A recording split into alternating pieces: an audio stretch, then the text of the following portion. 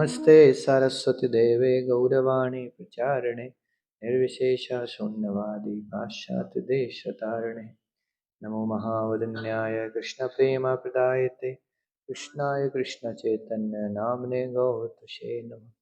हे कृष्णा करुणा सिंधु दीनबंधु जगत्पते गोपेश गोपिका कांता राधा कांता नमस्तुते तप्त कांचन गौरांगी राधे वृंदावनेश्वरी विश्वभानुसुते देवी प्रणमामि हरिप्रिया वाञ्छाकल्पतरूपस्य सिन्धुभैव च पतितानां पावनेभ्यो वैष्णवेभ्यो नमो नमः। श्री कृष्ण चैतन्य प्रभु नित्यानंद श्री अद्वैत गदाधर शिवासादि गौर भक्तवृंद हरे कृष्णा कृष्णा कृष्णा हरे हरे हरे राम राम राम हरे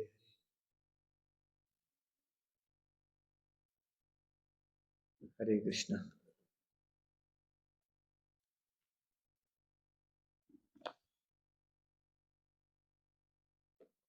तो ये हमारा दो छोटे छोटे सेक्शन बचे हैं 20-20 मिनट के, तो हम लोग इसको पहले कंप्लीट कर लेंगे।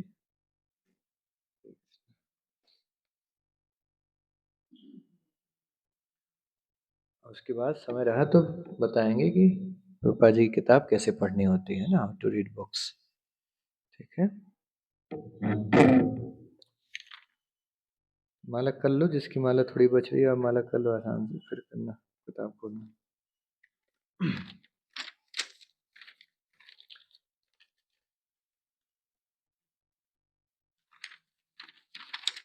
तीसरा भाग 3 हम लोग आज चर्चा करेंगे। अभी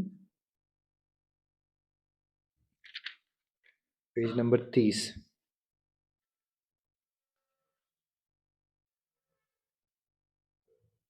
प्रसाद सेवन एंड वितरण ना।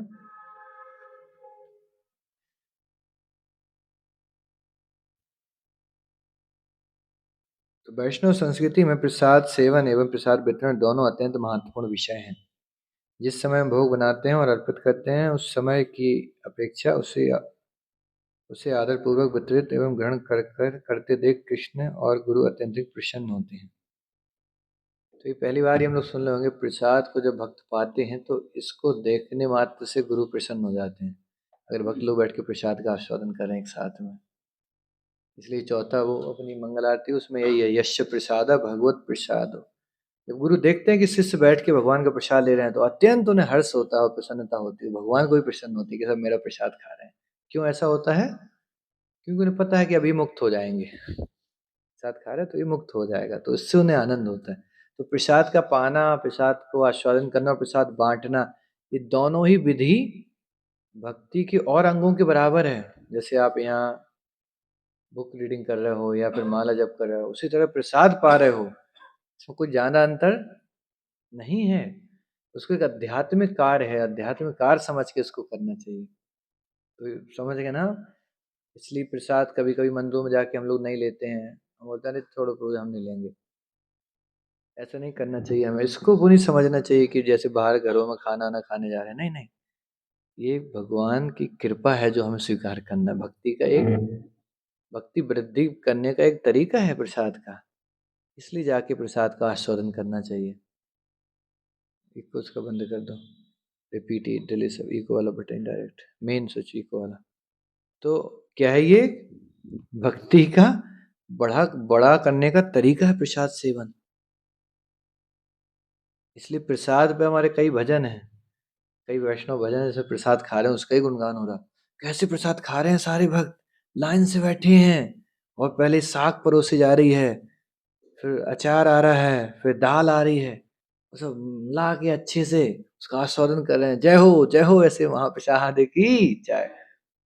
बहुत गुणगान है शास्त्र में प्रसाद का, इसलिए। और एक तो पूरा धाम जगन्नाथपुरी प्रसाद ही के लिए जाना जाता है।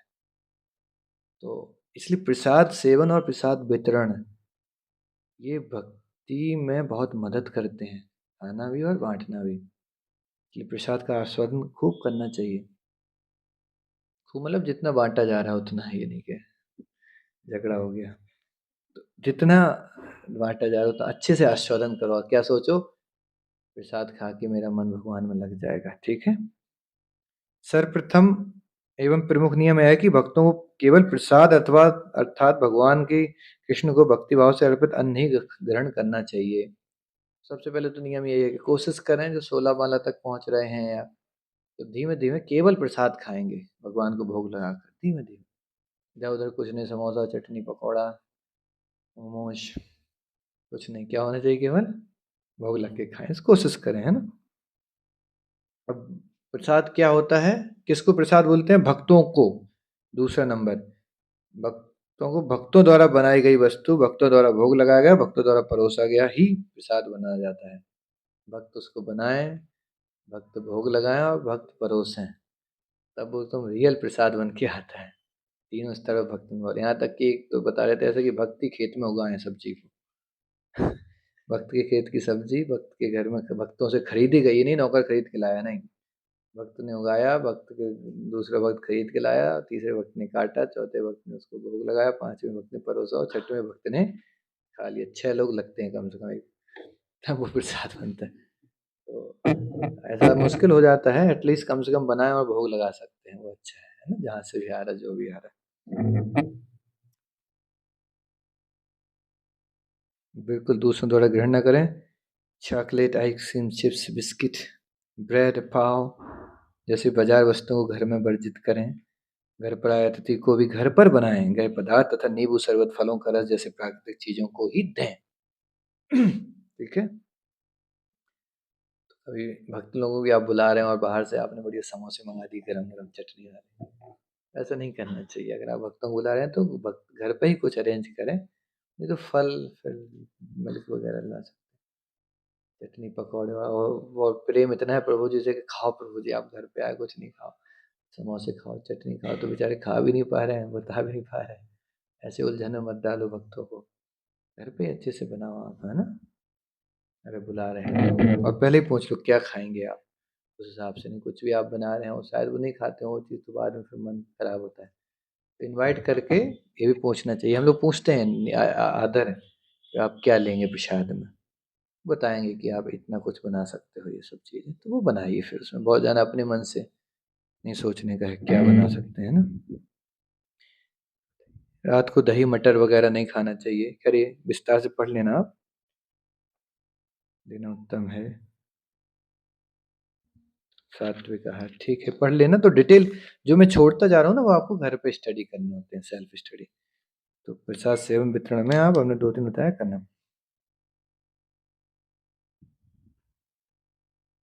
भक्त परिवार में कोई अगर भक्त नहीं बन रहा, आपकी परेशान है, आप परिवार वालों से भक्ति नहीं कर रहे, माले नहीं कर रहे, माले नहीं कर रहे, तो क्या करें, सिंपल तरीका है, घर में आप भोग लगाना चालू करें और घर वालों को अनजाने पूर्वक प्रसाद का आस्वादन कराएं उनको। आप किचन में बढ़िया वोल्टर सजा लो, किचन में बढ़िया भोग लगाओ, रोटी सब्जी दाल चावल जो भी बन रहा है बस बिना प्याज लहसुन के हो, और पति को बच्चों को खिलाओ, उन्हें पता ही नहीं चलेगा क्या हो रहा है।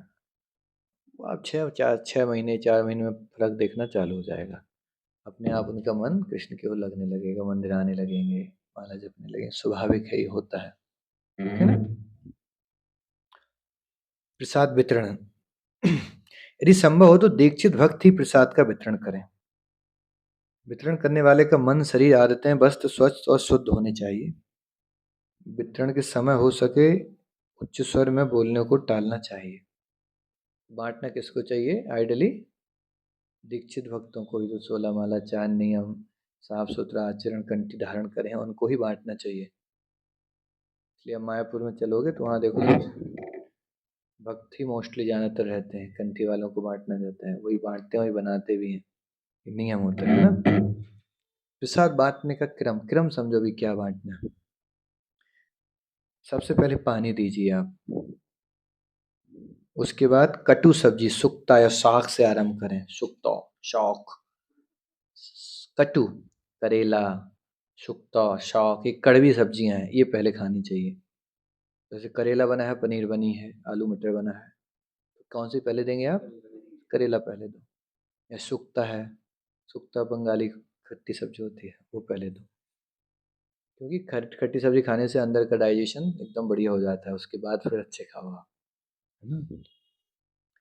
उसके बाद दाल या तले पदार्थ जैसे पकौड़े इत्यादि परोसें। तो पहले खट्टी सब्जी दे दी, फिर पकौड़े या तली हुई चीज़ें हैं, कुछ ऐसा है तो वो दो फिर उसके बाद सब्जियाँ परोसें, पहले रसेदार बाद में सूखी। और उसके बाद रायता और चटनी दें, अंत में मीठा व्यंजन, लास्ट में एकदम स्वीट होनी चाहिए।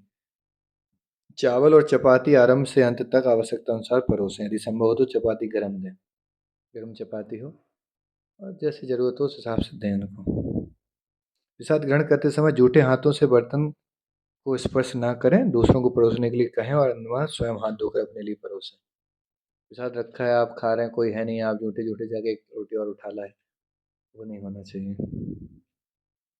प्रसाद परोसते समय व्यक्ति के हाथ में ना दें, किंतु यदि अत्यंत हो तो हाथ में दे, हाथ में ना दें, थाली में दें। लोग कभी हाथ में रोटी ले लेते हैं, हाथ में अचार ले लेते हैं, वो कहाँ दो आप, थाली में दो। जिस मैट पे बैठे हो उस मैट से थाली स्पर्श ना करें। और प्रसाद बांटने में भी, बांटने के लिए जो अधिकृत हैं उनको ही बांटना चाहिए, जो ऑलरेडी सेवा करना चाह रहे हैं उनको दो। बीच में आके अगर बांटना चाहते हैं तो आप इंचार्ज से पूछें क्या मैं बांट सकता हूँ, वो बोले हाँ, फिर तब तो बांटिए, अदरवाइज आप ऐसे मत बांटो, क्योंकि उसका सबका पता है कितना बांटना है, क्या नहीं। वो एकदम आप जाके ऊपर नीचे कर देंगे तो दिक्कत हो जाती लोगों को, है ना। दाएं हाथ से ही परोसें, दाएं हाथ से ही खाएं प्रसाद को। जितना संभव हो गरम गरम दें, थोड़ा थोड़ा प्रसाद दें। एक बार में 4 रोटी दे दी, 5 रोटी रख दी थाली में, एक बार में सब सूख गए, नहीं, एक एक रोटी तो अच्छा है, दो दो दो, जितना संभव हो सके गरम गरम प्रसाद परोसना चाहिए,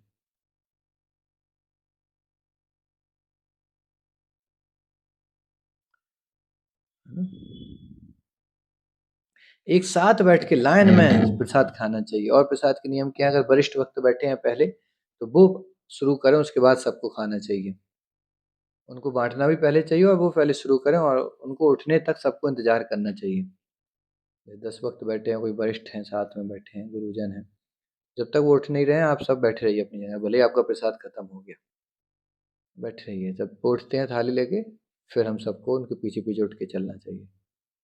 आइडियली ऐसा है, लेकिन ठीक है, जल्दी जाना है, लेट है तो अपना अपना धीमे धीमे कर सकते हो।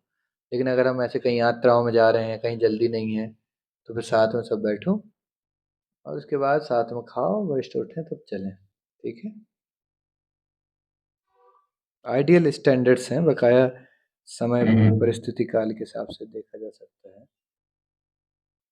और साथ में प्रार्थना करनी चाहिए, जैसे हम लोग यहाँ करते हैं ना, यहाँ होती है प्रार्थना, एक साथ प्रार्थना करो, उसके बाद सब फिर आस्वादन करना चालू कर सकते हैं। प्रसाद वितरण क्रम हो गया।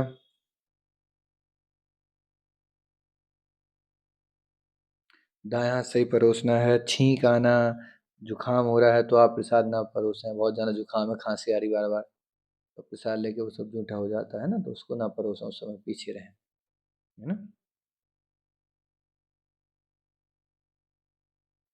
कम भी प्रसाद हो तो धीम थोड़ा थोड़ा सबको दें, लेकिन उत्साहपूर्वक देना चाहिए। और पूछ के कितना किसको चाहिए, ऐसे नहीं आप भरते चले जा रहे हैं पूरा बड़ा बड़ा।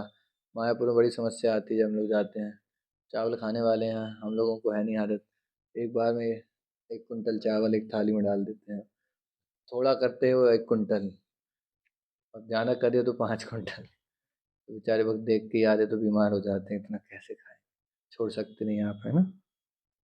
ये हो गया।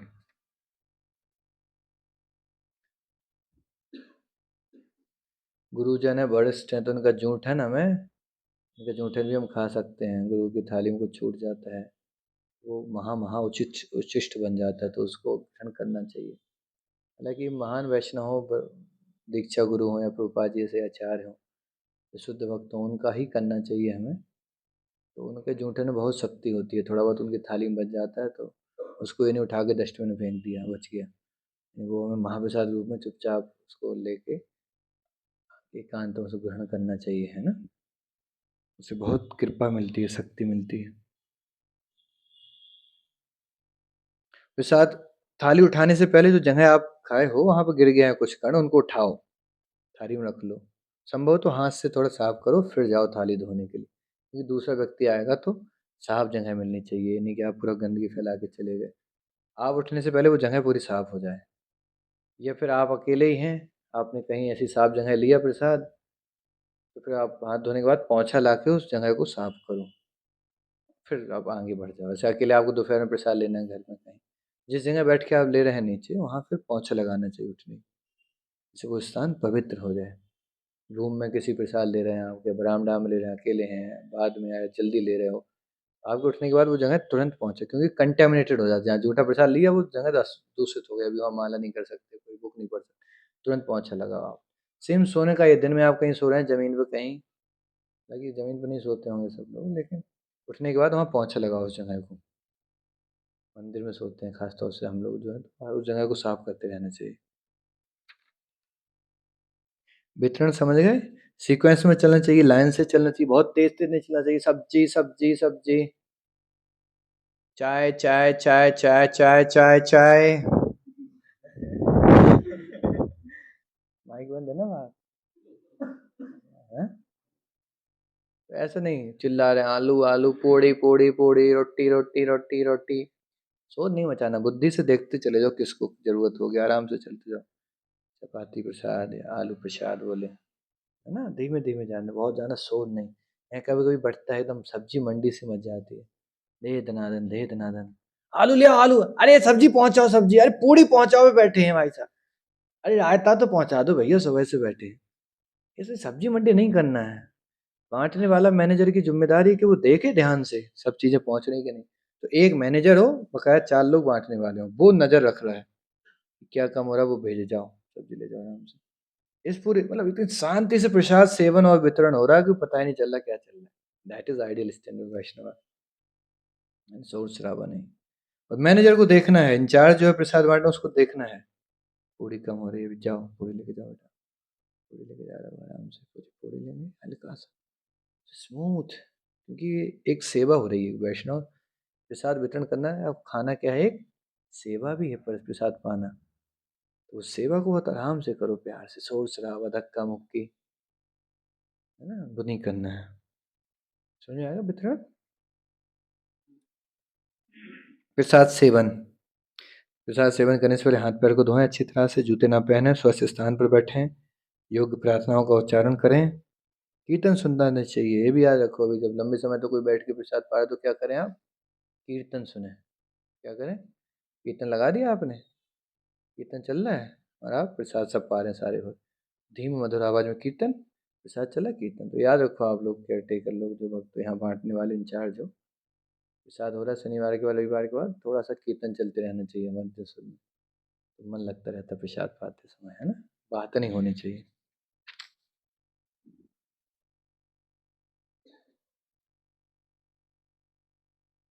पाँव को बैठाकर वगैरह खोल के जांग आंगे फैला के ऐसे प्रसाद नहीं लेना चाहिए, अच्छे से बैठो उसमें प्रसाद लो। एक ये भी तरीका है प्रसाद लेने का, ऐसे, ये भी तरीका है, ऐसे प्रभुपाद जी लेते थे। ये वैदिक तरीका मतलब ऐसे अलाउड है ना? अब कहा तो कोई पालती मार के लिया जा सकता है, ऐसे कोई लेता आप में से प्रसाद? हाँ, ये बात हुई है, शरीर समस्या आती है, हाँ पैरों शरीर के हिसाब से देख लो क्या है, नहीं तो फिर कुर्सी पे बैठ सकते हो, अगर ऐसी दिक्कत है तो कुर्सी टेबल पे बैठ के आराम से ले लो।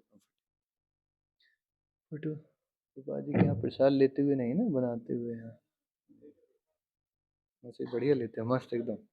और जब प्रभुपाद प्रसाद लेते तो बिल्कुल किसी से बात, किसी से बात नहीं करते थे, बस आस्वादन करते थे। सब्जी लिया एकदम उसको आस्वादन करें, ठाकुर जी ने खाया है ये, बस उसको रस आस्वादन करो, भगवान का प्रसाद, उसको बहुत ज़्यादा चिक चिक चिक चिक करके नहीं खाना, आस्वादन करो, भगवान का प्रसाद है, एक एक चीज़ को उठा उठा के टेस्ट करो, सकता सुक्ता, रसगुल्ला, जलेबी, मिठाई, पूड़ी, उसको आस्वादन करो, भगवान का भोग है, उनने भोग स्वीकार करके वो आपको दिए हैं जूठन अपना, उसको आस्वादन करना सीखो। प्रार्थना करो ठाकुर जी में, कितना सौभाग्यशाली हूँ आपका प्रसाद मिले। आपको पता है ना प्रसाद सौभाग्य, पार्वती की कहानी पता है ना, पार्वती शिव जी को प्रसाद की एक महिमा नहीं पता? सुनाएंगे नहीं, बड़ी बहुत है, जगन्नाथपुरी में सुनाएंगे, जगन्नाथपुरी से संबंधित है। आपको सुनाया था ना पिछली बार पुरी में, कैसे वो देवी जी आई वहाँ पे प्रसाद के चक्कर में, फिर वहाँ से इधर आई वो, बड़ी, हाँ उधर भी सुनाई थी ना, हाँ ठीक है। ठीक, प्रसाद होगा। खाने और पानी पानी पीने के नियम, खाते समय अथवा पीते खाते समय कष्टदायक आवाज ना करें। कष्टदायक आवाज क्या होता है यार? हाँ? डकार तो नहीं है। डकार तो नहीं, कष्टदायक आवाज मतलब ऐसे चिल्ला है ना, दूसरों को दिक्कत हो रही। अच्छा, चप चप चप चप ऐसा है।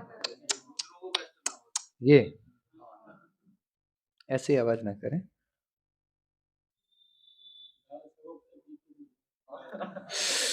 ऐसा ऐसा ऐसा आवाज ना करें। हाँ, डकार ना आवाज आना।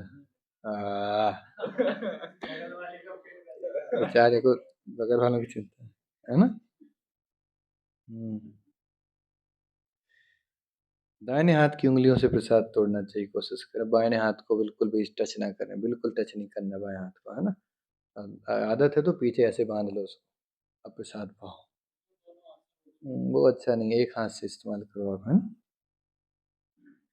पानी प्रसाद खाने के आधे घंटे पहले कम से कम, उसके बाद नहीं, वो प्रसाद खाने के बाद आधे घंटे, कम से कम आधे घंटे पहले, तो डाइजेशन आपका बहुत अच्छा रहेगा। मतलब कभी प्रसाद के साथ पानी नहीं पीना चाहिए, रख सकते हो, पीना नहीं है। रखना क्यों है? इमरजेंसी के लिए, कभी कुछ अटक गया तो एकदम आप ले लो।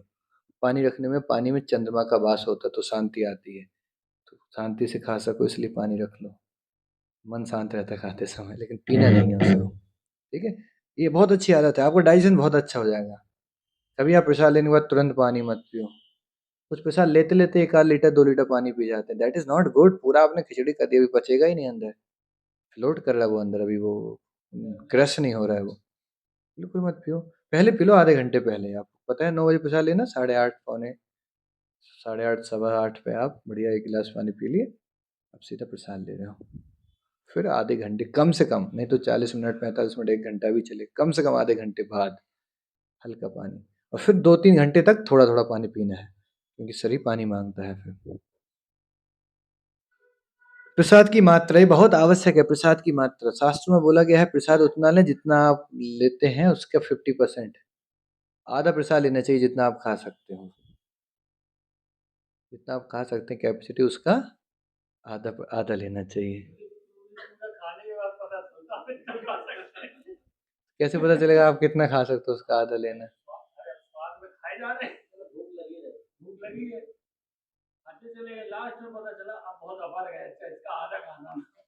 हाँ, तो एक बार पूरा खा लो, फिर समझ लो उसका आधा होता है। एक दिन पूरा खा लो भर के, उसको समझ लो अच्छा इतना पूरा होता है, अगले दिन आधा कर दो उसका।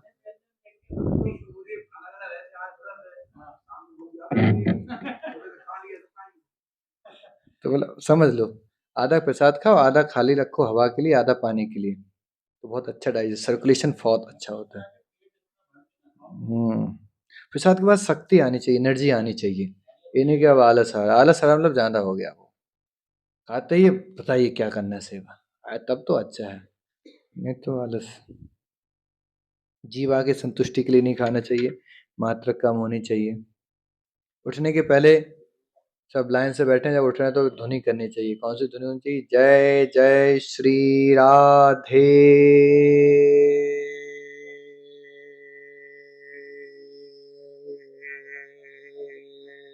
श्याम, फिर उठना चाहिए। ऐसे वक्त लोग वहाँ मायापुर में चलोगे तो ये सब ध्वनि सुनाई देंगे आप। सब बैठ के जब एक साथ उठते हैं तो जय जय श्री राधे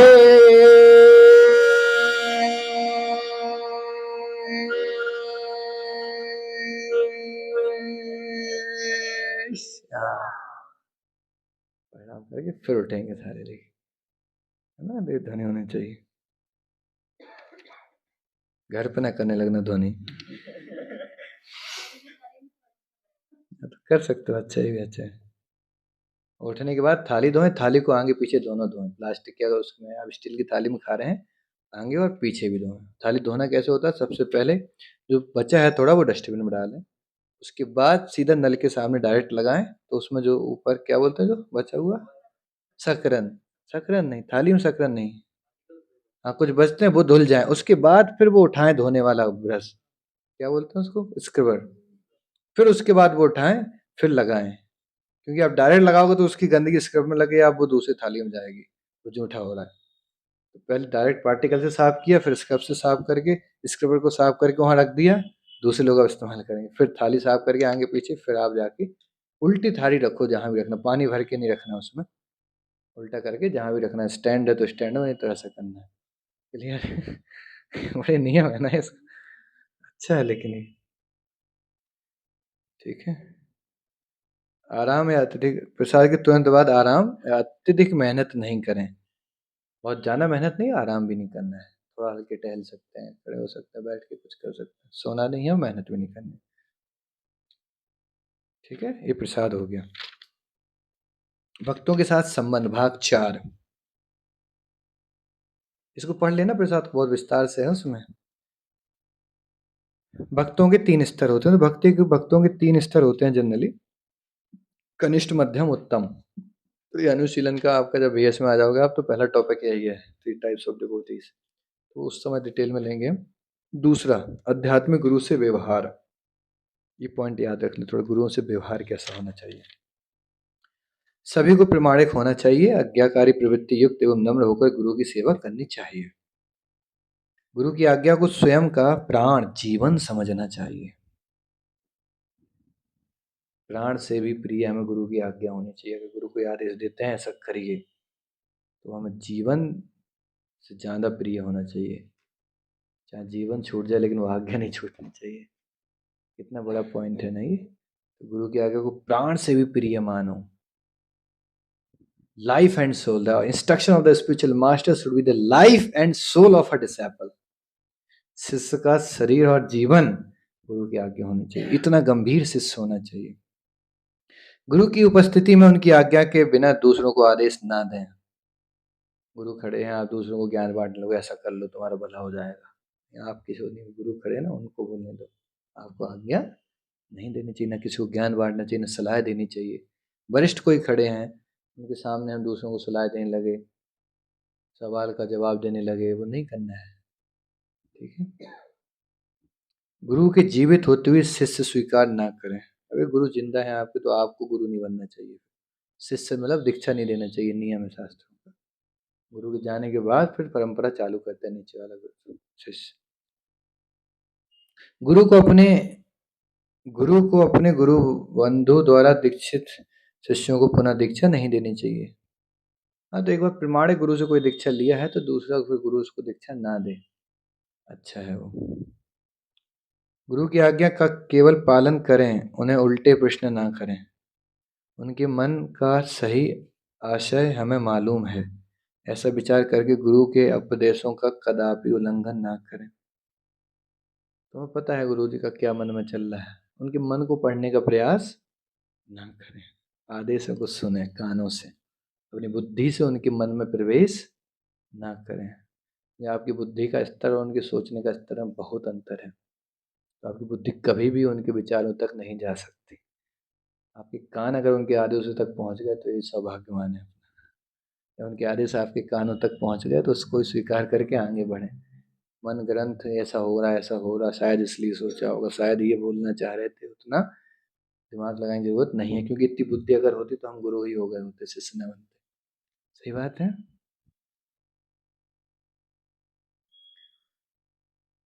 उल्टे प्रश्न उल्टे सीधे नहीं होना चाहिए, सीधे प्रश्न कर सकते हो, उल्टे नहीं होने चाहिए। स्वयं के गुरु को कभी भी उपदेश ना दें। यदि किसी को लगे कि मेरे द्वारा दी जाने वाली जानकारी गुरु जी के लिए महत्वपूर्ण आवश्यक है, तो विनम्रता पूर्वक इसकी जानकारी गुरु के समक्ष प्रस्तुत करनी चाहिए। तो अगर आपको लग रहा है कि जो ज़रूरत है मैं बताऊँ, कोई इम्पोर्टेंट चीज़ है, तो आप पूछ सकते हो, परमिशन लीजिए कि थोड़ा सलाह है, मैं सलाह का मतलब कुछ बात बताना था। बोलते हैं हाँ बताइए, तब फिर अपनी बात रखो कि ऐसा ऐसा। लेकिन अरे गुरु जी सुनो ध्यान से, आप ऐसा मत करो, खतरा है, ऐसा ऐसा करो, तो वो हमें नहीं देना चाहिए। समझ में आया? हाँ, मैनेजमेंट की बात अलग है, मीटिंग चल रही मैनेजमेंट में, ठीक है, सब कमेटी बैठे हैं, भक्त बैठे हैं, गुरु से बैठे हैं कोई, तो उसमें सबको आज्ञा रहती है, गुरु पहले ही बोलते हैं बताइए सब लोग अपने अपने ओपिनियन, तो हम उसमें अपनी बात ओपिनियन रख सकते हैं हाथ उठा के। लेकिन पर्सनल 1 to 1 इंडिविजुअल लेवल पे हमें अलग से उपदेश नहीं देने हैं। मीटिंग में या उनके द्वारा बोला गया हो उस समय फिर हम बता सकते हैं अपनी बात।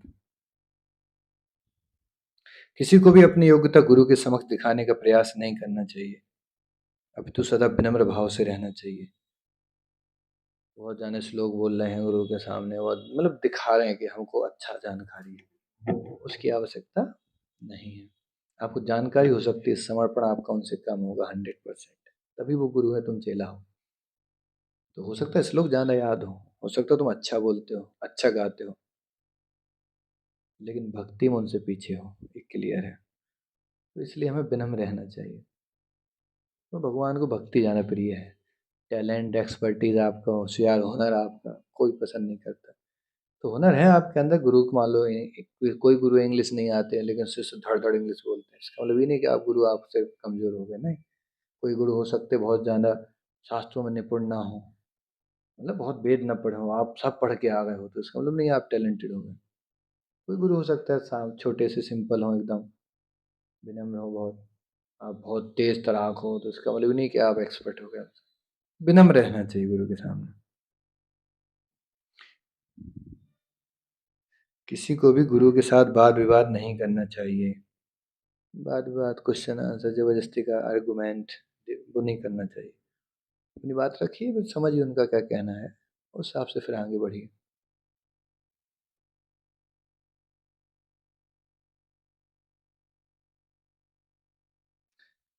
तस्वीरों को, गुरु की या कृष्ण की तस्वीरों को यहाँ वहाँ नहीं फेंकना चाहिए। भगवान की फोटो है घर में पड़ी है, नीचे पैरों के नीचे आ रही है, गुरु की फोटो है नीचे आ रही है, कभी नहीं करना चाहिए हमको।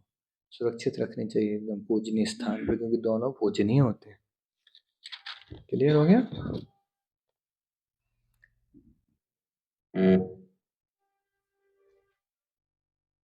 सेवा करते हैं शिष्य।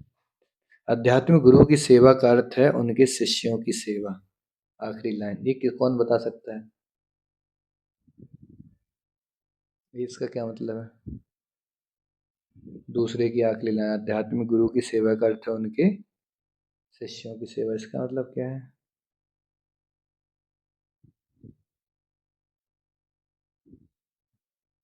क्या है, कोई बताएगा?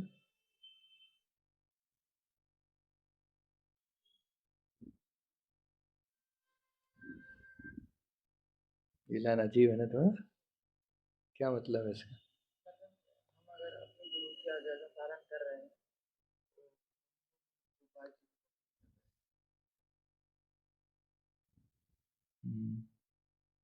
अच्छा ये है, थोड़ा मुझे भी देखना पड़ेगा एग्जैक्ट क्या मतलब है इसका। लेकिन जितना मैं समझ रहा हूँ अभी कि गुरु एक रहते हैं, और गुरु के जो वरिष्ठ शिष्य रहते हैं, जो हमसे बहुत वरिष्ठ हैं, तो उनकी सेवा या उनको प्रसन्न करना, जो गुरु के प्रतिनिधि हैं, बेसिकली गुरु हर जगह नहीं रह सकते, तो अपने प्रतिनिधि बना के जाते हैं। उन प्रतिनिधियों को सेवा, उनको प्रसन्न करना गुरु को प्रसन्न करने के बराबर रहता है। रिप्रेजेंटेटिव ऑफ गुरुज, शिक्षा गुरु मान लो आपके हैं कोई, या शिक्षा गुरु है वो है नहीं अवेलेबल, तो उनने आपको किसी काउंसलर के अंडर या केयर टेकर के अंडर डाल दिया है कि आप इनकी अंदर सेवा करिए। तो वरिष्ठ भक्त हैं लोग, तो इनकी जब हम सेवा करते हैं, इनको प्रसन्न करते हैं, तो गुरु तक जाती है हमारी सेवा। क्लियर है? इसलिए हमें caretaker system, counsellor system में गुरुओं की, बड़े शिष्यों की सेवा करनी चाहिए। बाद में इससे रिलेटेड है क्या?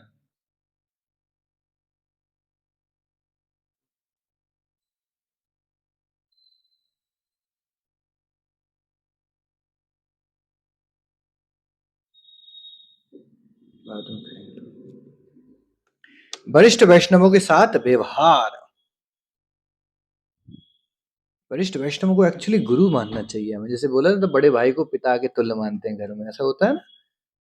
तो इसलिए जो वरिष्ठ वैष्णव हैं, भले ही आप भी वहीं हैं, सेम जगह पे हैं, सेम, लेकिन आपसे वरिष्ठ हैं 2-3 साल, और अच्छी प्रैक्टिस है उनकी, अच्छी भक्ति है, तो उनको हमें बड़ा सम्मान करना चाहिए, आनंद उठाना चाहिए उनके संग में। उनका, उनसे उनसे उनकी सेवा की इच्छा होनी चाहिए, उनकी सेवा कर, उनको प्रसन्न करें। हम्म।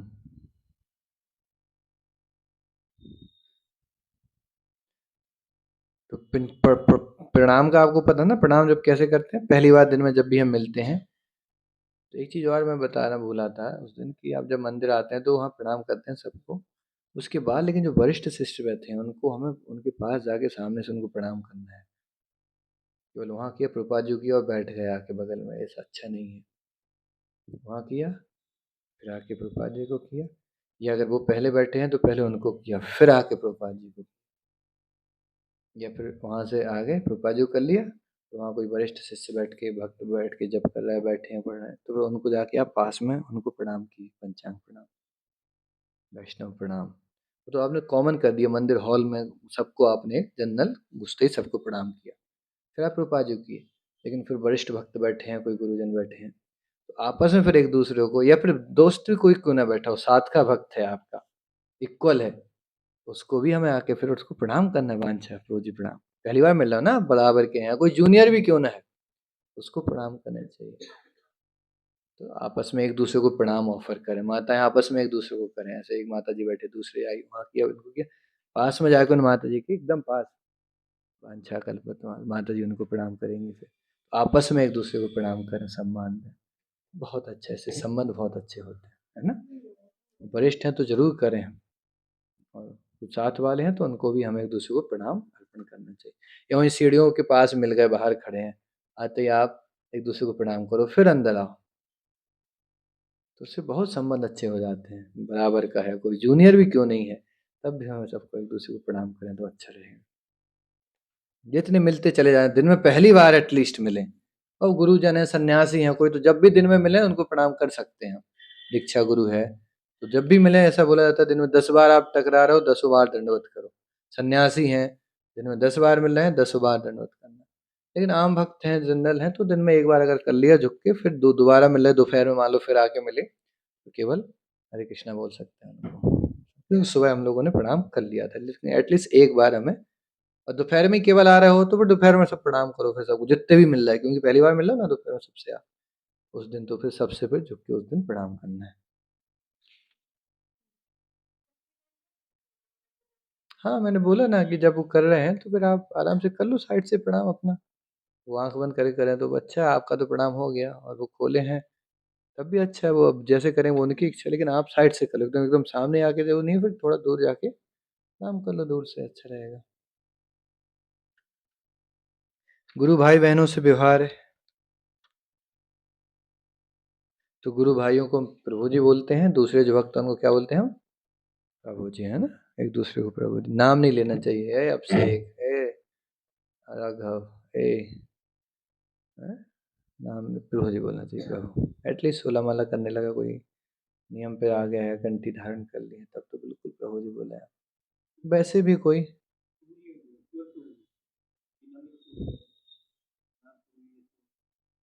हाँ, अब कई लोग बैठे हैं, किसी को बुलाना है तो फिर ना उन ले लो एक, वेरी गुड प्रेफर प्रभु, एक मिनट आना ही था। लेकिन इन जनरल अकेली बात कर रहे हो तो काय को नाम लो, फिर तो प्रभु जी बोले, प्रभु जी एक बात है आपसे थोड़ा करनी थी। हाँ, वरिष्ठों के लिए भी हम लोग, जैसे हम लोग नाम लेते तो हैं, देवकिरंदपुरी आ रहे हैं, ऐसा बोलते हैं हम लोग, जनरली उनको भी नाम नहीं लेना चाहिए, लेकिन अब बताना, कहीं अनाउंस करना उनके भाई में, तो अब लोग प्रभु जी आ रहे हैं, कौन प्रभु जी, एक प्रभु जी, एक प्रभु जी, ऐसे नहीं तो नाम ले सकते हैं, श्रीमान देवकीनंद प्रभु जी पधारे, श्रीमान, श्रीमान लगा सकते हैं। दीक्षित जो भक्त हैं उनके नाम के आगे श्रीमान लगाना है, जो दीक्षित नहीं है उसके आगे श्रीमान नहीं लगाना है, दीक्षित भक्तों के आगे ही केवल नाम में श्रीमान लगाएं, ठीक है। श्रीमान, श्रीमान है हिज ग्रेस इंग्लिश में, ठीक है।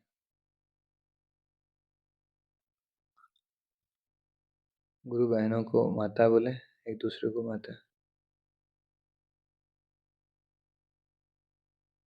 ठीक है।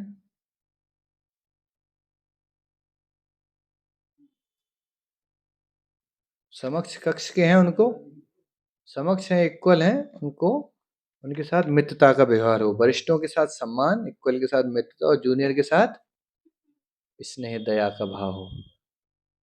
तो कोई भी हो, बड़े से आपके वरिष्ठ हैं तो उनसे आपको ऐसे डील नहीं करना है, अरे हम नहीं कर पाएंगे, ऐसा नहीं होता है, आपको सम्मान देना है, कोई भी हो। जैसे ऋषभ को हैं, अवध किशोर को हैं, राजकुमार को हैं, लोग सबके वरिष्ठ हैं अनुशीलन के, आप सबको इनको बड़े सम्मान से बात करनी है, हंसी मजाक करते रहते हैं लोग, बात ठीक है, सरल है, लेकिन आपको अपने मर्यादा नहीं खोनी। कई बार मैं देखा हूँ भक्त लोगों को, नए भक्त भी इनसे ऐसे बोल रहे हैं, मतलब थोड़ा वैसा जिद कर रहे थे, घरों में नहीं होता, अरे हम नहीं करेंगे, मुझे आप देख लो, हमसे ना बोलो, समय नहीं है। ऐसा नहीं कर सकते हो आप, क्या कर रहे हैं इसको? हमारे सामने तो कर ही नहीं सकते हो, और इनके सामने भी नहीं करना है। तो डर बस नहीं करते हैं ऐसा, भाई तो मारेगा, चिल्ला देगा, भगा देगा, ऐसा नहीं। सम्मान करो ना, वरिष्ठ हैं आप, कैसे किसी से बात कर रहे हो ऐसा? कि बिल्कुल हाथ जोड़ के जैसे बुलाएं, कोई भी हो, बीपी वाले हैं तो वीएस और अनुशीलन को चाहिए कि बहुत सम्मान करें इनका। बहुत अंतर है आप लोगों में और उनमें, बहुत स्तर का फर्क है, सरेंडर का फर्क है। बताइए प्रभु जी कैसे है? हाँ व्यस्त है, आप बता दो अपनी बात, कुछ क्षमा करना, थोड़ा समय नहीं होगा आज शाम को, लेकिन आप तैयार हैं, गुरु का प्रतिनिधि देख रहे हैं आप उनको, ऐसा नहीं देखो आते तो रही वाले ही है, अपने ही है तो पड़ोसी ही है। तो जी आप बताइए कैसे हो करें आप? तो कुछ भक्त बड़े विनम्र होते हैं स्वभाव से, तो हम उनके सिर पे नाचने लगते हैं, जूनियर होके भी। ऐसे नहीं करना है हमें, उनको भी सम्मान देना है। बताइए प्रभु जी क्या सेवा करें? संध्या माता जी, आशा माता जी, बीपी वाले जो भक्त हैं अपने, सारी माताओं को चाहिए कि इनको बड़ी बहन की तरह देखें, गुरु बहन, है ना? कहते हैं, सम्मान के साथ व्यवहार। रोज में बहुत हम देखा हंसी मजाक में कुछ भी कोई किसी को बोल देता है, कमेंट कर देता है सीनियर पे, उनके मजाक उड़ा देता है, टांग खींच देते हैं बातों में। नहीं कर सकते आप ऐसा, है ना? चलिए।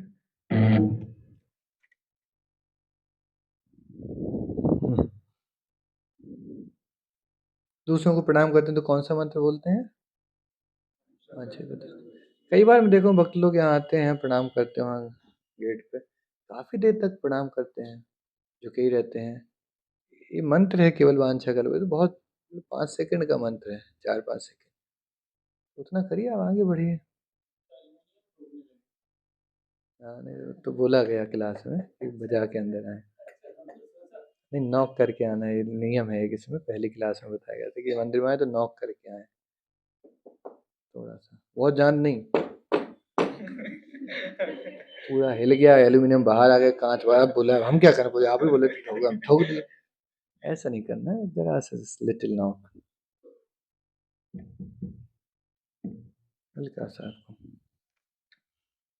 बहुत कुछ ठोकेंगे अभी, मनुष्य को भागेंगे, क्लास में बहुत कुछ बताया जा रहा है इनको।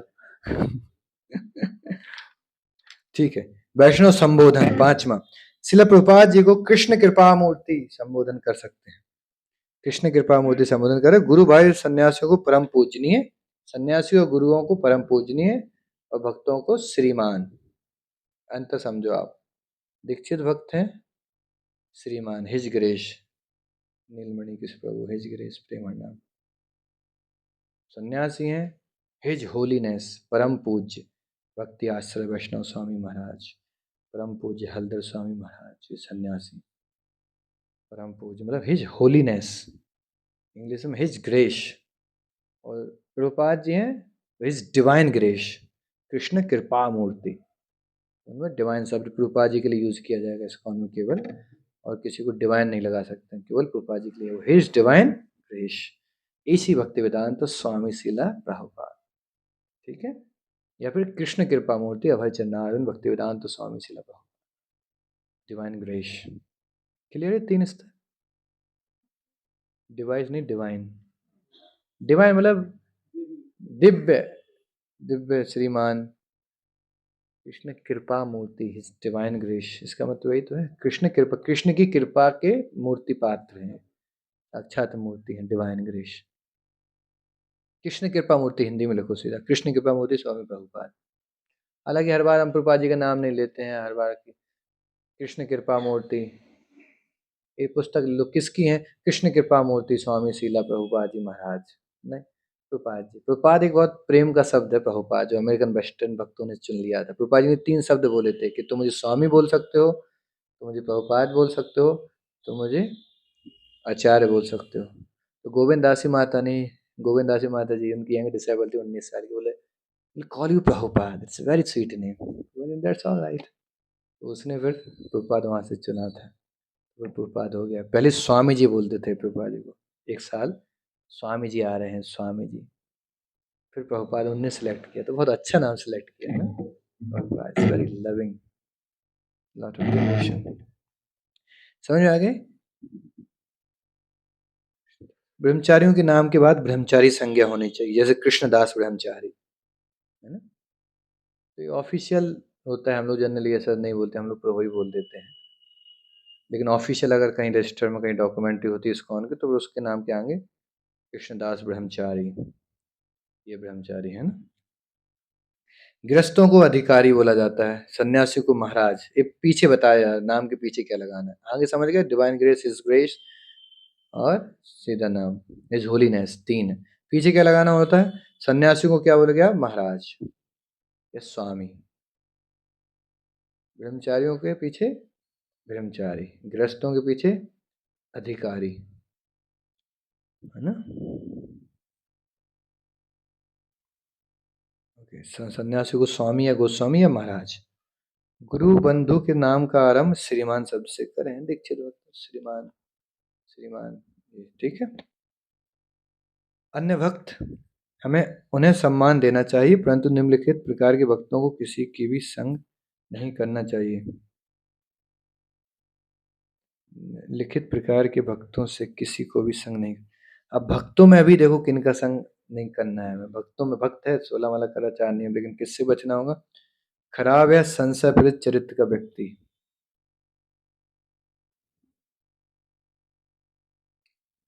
भक्त हैं ये, वृंदावन में रहते हैं या फिर माला करते हैं खूब, लेकिन चरित्र अच्छा नहीं है इनका, तो उनको दूर रहना चाहिए हमें। भले ही इस्कॉन के भी क्यों ना हो भक्त, इतनी पूरी भक्ति तो है सब, नहीं उनसे भी दूरी बनाओ। सहेजिया हो, वैष्णव संप्रदाय, संशय पीड़ित हो, जिनका संप्रदाय पता नहीं किस संप्रदाय से है, लेकिन पूरा तिलक विलक सब, मायावादी सन्यासी, सब भक्तों की एक तरह से कैटेगरी है, लेकिन इनसे दूर रहना हम लोगों को, ठीक है। ईर्षालु भक्त, द्वेषी भक्त, निंदक भक्त, बहुत निंदा करते हैं। भले ही भक्त हों, 16 माला का नियम है सब, लेकिन निंदा बहुत करते हैं। जब भी जाओ निंदा, दूर रहो भैया, हमसे दूर रहो। दूर से सम्मान करो उनका, उनका दूर से प्रणाम करो, पास में मत रहो, उनके साथ मत बैठो, उनका सुनो मत, उनका संग मत करो, भले ही भक्त हो। ईर्षालु, द्वेषी, निंदक, गुरु की निंदा करते हैं पीठ पीछे, उनसे दूर रहने का। ऐसे भक्तों से भी बचना है, जो भक्त हैं उनसे भी दूर रहना है। सबका संग नहीं करना आंख बंद करके। हाँ होते हैं, पाए जाते हैं संसार में, खूब भर भर के हैं, आगे पता चलेगा आपको। चित्त शुद्ध होने में समय लगता है ना। क्लियर? वैष्णवों का शरीर एक मंदिर है। विष्णु मंदिर के दृष्टिकोण से ही एक वैष्णव के शरीर को भी देखना चाहिए, इसलिए वैष्णव को साष्टांग प्रणाम करते हुए हम हृदय स्पर्श विष्णु परमात्मा को साष्टांग प्रणाम करते हैं। हमें इस बात का ध्यान रखना चाहिए, इसलिए हम कभी भी वैष्णव के शरीर को लांग कर आगे नहीं जाना चाहिए। तो हम जब किसी को प्रणाम करते हैं तो एक्जेक्टली किसको प्रणाम हो रहा है? उनके अंदर परमात्मा है, उसको हम लोग प्रणाम करते हैं वांछा कल्पतरु पर। और वैष्णव का शरीर एक मंदिर हो गया, क्योंकि इसके अंदर कौन बैठे हैं? विष्णु बैठे हैं, तो उस मंदिर को भी प्रणाम करते हैं। ये दो भाव होने चाहिए प्रणाम करते समय। लांगना नहीं चाहिए शरीर को, पैर नहीं टच करना चाहिए, क्योंकि मंदिर है ना, तो मंदिर को सम्मान से करें। वैष्णव की कृपा आवश्यक है। किसी को भी अपने व्यक्तिगत जीवन में उत्तरदायित्व की कोई भी सेवा आरंभ करने से पहले वैष्णव का आशीर्वाद प्राप्त करना, ये बहुत सीक्रेट बता दिया। ये हम लोग बॉयस में बहुत करते थे। कुछ भी पढ़ने जा रहे हैं, नई क्लास में नई किताब खरीद रहे हैं, भागवतम चालू करने जा रहे हैं, कंठी धारण करने जा रहे हैं, सारे भक्तों के पास जा जा के आशीर्वाद लेते थे। मुझे आज मैं कंठी धारण करने जा रहा हूँ, आशीर्वाद दीजिए, मैं इसको नियम का, सबके जा जा के प्रणाम करते थे, सब आशीर्वाद देते थे कि भगवान आपकी मदद करे। तो उसमें दृढ़ता आती है। तो कोई भी आप भक्ति में नया स्टेप लेने जा रहे हो, कि भागवतम आज से हम पढ़ने जा रहे हैं, अब सारी सबसे प्रार्थना मांगो, मैसेज भेज दो एटलीस्ट, कि आज से भगवान की गुरु की कृपा से हम श्रीमद् भागवतम का अध्ययन करने चालू कर रहे हैं। अब सभी भक्तों से विनती है, कृपया मुझे आशीर्वाद दें, प्रार्थना करें मेरे लिए, जिससे मैं रूपा जी की भागवतम को अच्छे से समझ सकूं और इसको जीवन में उतार सकूं। तो ये भाव से हम फिर भागवतम चालू करें, घंटी धारण करें तो सबसे आज्ञा लें, और कुछ भी मतलब नया होने जा रहा है, आवाज से तिलक लगाने जा रहे हैं, प्रार्थना करिए आज से आप कुछ करने जा रहे हो अच्छा, प्रार्थना करनी चाहिए। या पीला पहनने जा रहे हो करो, या लाल पहनने जा रहे हैं आप, या आप संन्यास लेने जा रहे हैं, या वानप्रस्थ लेने जा रहे हैं, जो भी आपने कुछ किया है, नया कंपनी खोलने क्यों नहीं जा रहे हैं, नई दुकान खोलने जा रहे हैं, भक्तों से प्रार्थना करें पूजा आशीर्वाद दें, बाहर के रूप में भी नई जॉब पे जा रहे हैं, नए कॉलेज में एडमिशन लेने जा रहे हैं, प्रार्थना करें भक्त लोग को कृपा करें आप। सबसे अच्छा तरीका कृपा पाने का, कुछ बढ़िया प्रसाद बनवाइए, सबको खिलाइए और फिर प्रार्थना की आशा करिए तो जरूर दे देते हैं। बिना खाए साधुओं के मुख से प्रार्थना नहीं निकलती है। ब्राह्मण को खिलाते रहो, आशीर्वाद पाते रहो, ये सीक्रेट है। तो वृंदावन जाओ, सोन पापड़ी लाओ 5 किलो, सबको खिलाओ, फिर बोलो प्रभु जी तो एक प्रार्थना है कि मैं आज से इस नियम का पालन करने जा रहा हूँ, आप सब तो दिल खोल के बोलेंगे खुश रहो, खुश रहो, आगे बढ़ो, आगे बढ़ो, खिलाते रहो, आगे बढ़ो, भर भर के प्रार्थनाएं देंगे। जीवा से ही प्रार्थना निकलती है।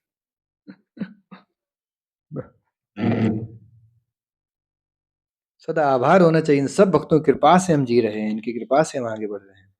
ओके, वैष्णव से प्रेम का व्यवहार, सदा आती प्रति गणना आती है, तो हम इसमें लेंगे 6 एक्सचेंजेस में।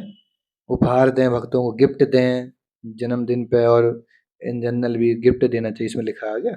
उपहार देना, उपहार स्वीकार करना, स्वीकार करना भी एक है, ये नहीं हमको शर्म लगती है गिफ्ट देते हैं सब। स्वीकार करो, उससे संबंध अच्छे होंगे आपके, और उनके आपको मौका मिले तो आप गिफ्ट दो, कुछ भी अच्छा हो रहा है आप गिफ्ट दीजिए, आपके लिए सुंदर भेंट है। तो ये उपहार का बहुत अच्छा सिद्धांत है। अपने प्रसाद स्वीकार करें, प्रसाद दें उनको, सेवा दें, सेवा लें, सेवा दें ना, सेवा करें उनकी, उदारता पूर्वक विश्वास करना, उन पर विश्वास करें भक्तों पर, है ना, ये अच्छा है। गृहस्थों का यह कर्तव्य है कि उन्हें वैष्णवों को अपने घर प्रसाद के लिए निमंत्रण देना चाहिए। ना है वो अलग बात है, आपको इनवाइट करना चाहिए, नाराज ना होना चाहिए अगर नहीं आ रहे, लेकिन आपको इनवाइट करना चाहिए कि आप आइए प्रसाद के लिए। ठीक है, कि आवश्यक है, गृहस्थों को विशेष रूप से चाहिए, ब्रह्मचारियों को, सन्यासियों को घर पे बुलाएं, गुरु लोगों को बुलाएं घर पे, आप आओ, बढ़िया सुंदर प्रसाद का आयोजन करें और उनको सेवा दें, प्रसाद सेवा से बहुत सारे प्रारब्ध कर्म फल नष्ट हो जाते हैं, बड़ा स्वच्छ हो जाता है, घर साफ हो जाता है। प्रारब्ध टकराते रहते हैं ना, वो सब चले जाते हैं, खा के वो अपने हमारे सारे प्रारब्ध को ले जाते हैं अपने साथ। इसलिए नहीं बुलाना चाहिए कि आओ खाओ जाओ लेके, ये भाव नहीं होना चाहिए। लेकिन लेकिन बुलाना चाहिए, बहुत आवश्यक है। घर पे कीर्तन रखना चाहिए, टाइम टू टाइम घर पे कीर्तन होता रहे, सब नाच रहे हैं, सब कीर्तन हो तो पूरा दीवाल दीवाल चप्पा चप्पा शुद्ध हो जाता है, कोने कोने तक की गंदगी निकल जाती है। सटल प्योरिटी है, सटल इम्प्योरिटी है, वो चली जाती है। जैसे आप कभी जाला लेते हैं ना किनारे किनारे, ऐसे कीर्तन से छोटे छोटे घरों में जो अपवाद समस्याएं उलझने टेंशनें हो रही हैं, नेगेटिविटी इसको बोले एक शब्द में, वो पूरा खत्म कर देते हैं भजन से। बढ़िया प्रसाद बनाना चाहिए, जितना हो सके अच्छा संभव प्रसाद बनाए। वैष्णव अपराध, तो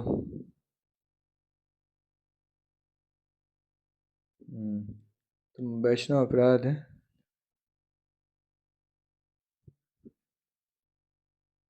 वैष्णव अपराध की हम विस्तार से क्लास लेंगे, चिंता मत करो, एक दिन में नहीं समझ आएगा। वैष्णव की गलतियां सुधारना, हाँ ये बहुत आवश्यक है। वैष्णव की गलतियों को सुधारने का समय निम्नलिखित बातों का ध्यान रखें। हमें द्वेष पूर्वक होना चाहिए, द्वेष रहित होना चाहिए। आप किसको, दूसरों को ज्ञान कब बांट सकते हो, जब आप उससे द्वेष नहीं करते हो। हमारे हृदय में उस भक्ति के प्रति कृष्ण भावना में रूप से सहायता करने की इच्छा होनी चाहिए। इस प्रकार का कार्य आध्यात्मिक रूप से एवं व्यवस्था के अनुसार योग तथा मदद करने वाला हो। उस वक्त ने स्वयं को निर्देश देने के लिए आपको अनुरोध किया हो, ये है सीक्रेट। और बोला पूरे आप बताइए मेरी कमियां, कुछ मदद करिए, तब आपका अधिकार है। ऐसे जाके हम प्रभु जी अच्छी बात नहीं है, तुम कर लो, इससे नाम खराब हो जाएगा, वो नहीं होगा, तरीका ही नहीं है। आपको या तो अधिकार दिया हो, आपके अंडर हो, या आपके काउंसलर हो, काउंसली हो, या आपको गुरु ने बोला हो जाओ उसकी देख रेख करो, तब आप किसी को उंगली उठाना, अदरवाइज जो कर रहा है करने दो, आंख बंद करो, अपने जीवन पर ध्यान रखो, सिंपल।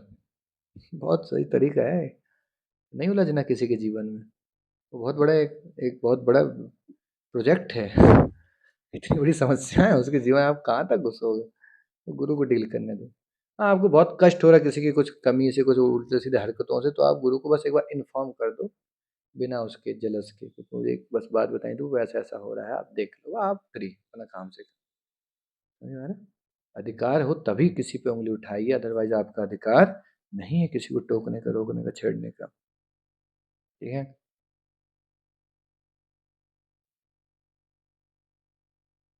गलती कैसे बताएं किसी को, देखो कितना अच्छा लिखा। अच्छा, स्वयं के उदाहरण अथवा संग देकर गलतियां सुधारने के लिए कहना, वरिष्ठ एवं उन्नत भक्त के पास जाने के लिए कहना, कनिष्ठ भक्त स्वयं गलतियां बताने का प्रयत्न न करें अपितु वरिष्ठ भक्त की मदद से यह कार्य करें।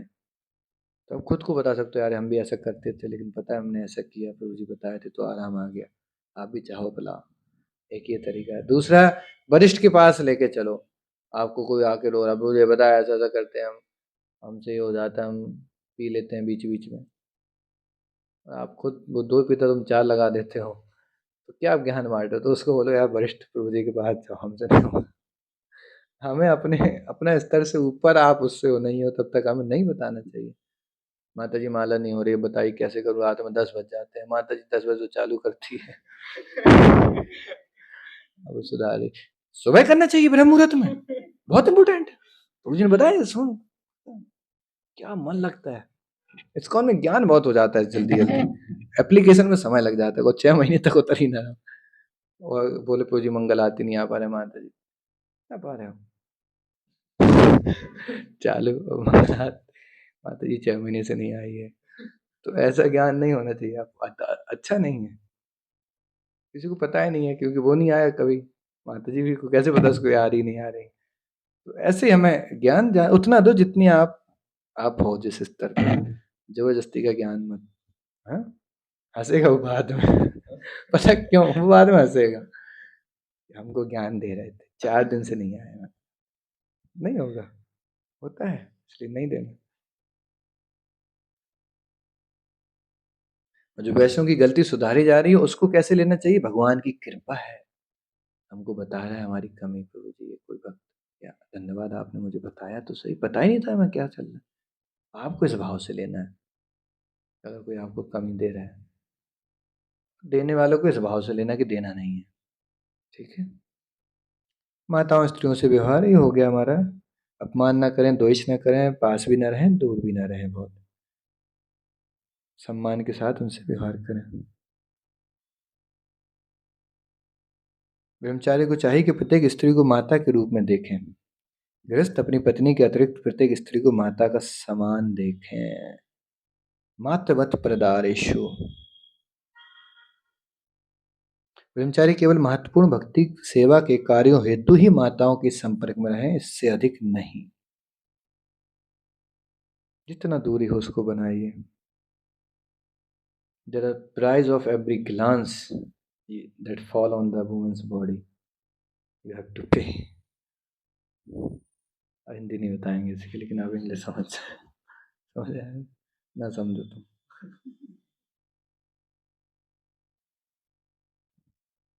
मैं अपने यहाँ गृहस्थों की क्लास में बहुत कुछ चीजें खुल के बोलता रहता हूँ, समझना चाहिए। लेकिन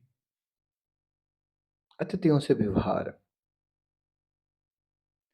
अतिथि आजकल कोई है ही नहीं, सब अतिथि मतलब बिना बता के आ रहा है, जो अटेंडम, तो आजकल है नहीं, सब फोन हो जाता है, आ रहा हूँ हाँ, कब तक पहुंचे, 4 बजे, हाँ, ठीक है। वो अतिथि नहीं है, अतिथि मतलब अतिथि बिना तिथि के जो आ जाए, अचानक से शाम को आ गए 4 जने, हरी बोल, आप क्या खाएंगे भी क्या, रुकेंगे भी क्या, oh my God, go back. तो अतिथि कोई है नहीं, सब तिथि वाले हैं। फिर भी जो आ रहे हैं तिथि देके कम से कम उनका सम्मान करो, उनके लिए अच्छे से प्रसाद बनाओ, उनको बोलो भाई क्या खाना क्या नहीं, उनको खिलाओ, सम्मान करो, अच्छा रहेगा, खुश हो जाएगा अतिथि वो। ठीक है। Alright, thank you very much, आपका हमने कंप्लीट कर दिया है। अरे वाह, 2 सेक्शन बचे हैं आपके, छठा और सातवां। तो छठा है यात्रा। तो यात्रा कौन सी है वो यात्रा में बताएंगे, जब यात्रा में चलेंगे तो उस समय यात्रा के बारे में चर्चा कर देंगे। और उसके बाद 10 नाम अपराध आरती कैसे करना, आचमन विधि, तो खैर आप आगे खोल के रहना, इसमें पढ़ते रहना। प्रणाम ध्वनि लिखी है आगे चल के। परिशिष्ट, परिशिष्ट में 1 2 3 4 में आप चलते रहो तो 12 तिलक लगाने की विधि, पेज नंबर 62 पे जाओ। परिशिष्ट 63 में 12 तिलक लगाने का, इसमें फोटो है, देखो कैसे कैसे 12 तिलक लगाने, कहाँ कहाँ लगाने हैं। 62 पेज नंबर 63 देख रहे हैं। उसके बाद 64 प्रेम ध्वनि। सुबह सुबह जो मंगल आरती के बाद हम लोग प्रेम ध्वनि करते हैं, तो ऐसे इसको याद कर सकते हो जो आप लोग कर रहे हैं। और जो गा रहा है वही प्रेम ध्वनि कर सकते हैं। लोकल में हमें ज़रूरत नहीं है कि आप गा रहे हो आप करिए प्रेम ध्वनि, कोई दिक्कत नहीं है ना? अच्छा रहेगा। सीख सबको आना भी चाहिए ना, ऐसा नहीं आते नहीं इसलिए हट जाते हैं, फिर बोले हम नहीं करेंगे तो। देखो लोकल में हम एज एज सच अभी उरई में क्या है कि हम सब लोग जो गा रहे हैं वो सीखें, क्योंकि अभी सीखने वाला फेज है।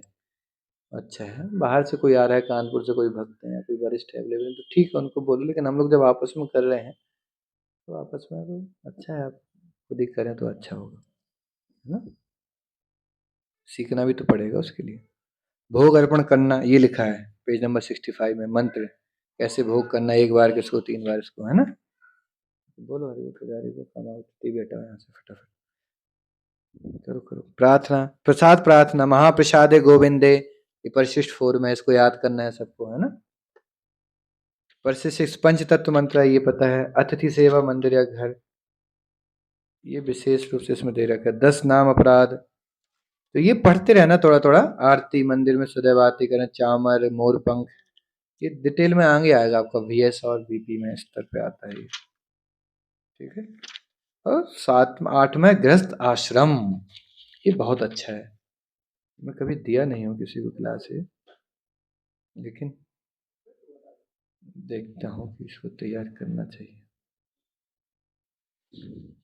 आई सी, अगर समय मिलता है तो इसको गृहस्थ आश्रमों को एक बार इसको तैयार करके फिर देता हूँ आपको अगली बार, है ना? 2 ही बचे हैं केवल, यात्रा और गृहस्थ आश्रम, मगर आपका कोर्स ही कंप्लीट हो चुका है। आज वैष्णव सदाचार, तो आपको अच्छा लगा, सबको समझ आया? अनुशीलन वालों को अच्छा लगा ना, काफ़ी हेल्प हुआ ना? हाँ, तो ये बहुत अच्छा कोर्स है, इसमें बहुत कुछ मदद मिलती है एक्चुअली। अब इसको खूब घर पे थोड़ा रिवीजन करना है ना, अभी एक पेपर और होने वाला है। कब होगा इनका एक पेपर? पता नहीं, पेपर बन चुका है इनका एक, देख लेंगे इसी सैटरडे या संडे में हो जाएगा आपका एक पेपर। अब इसका वैष्णव सचार का क्लास नहीं होगा, that is over now from my side. अब आगे अगर 2 बचे हैं तो बाद में कंप्लीट हो जाएंगे, तो इसको रिवीजन करो आप फटाफट पूरा, और सीखो, जो जो कमियां हैं पूछो, एक दूसरे डिस्कस करो अगले 4-5 दिनों में। वही देखना क्या बनाया है उनने, पेपर इंचार्ज ने हमारे। देख आएंगे, पूरा बनाया ना उसने। ये दोनों भी आएंगे।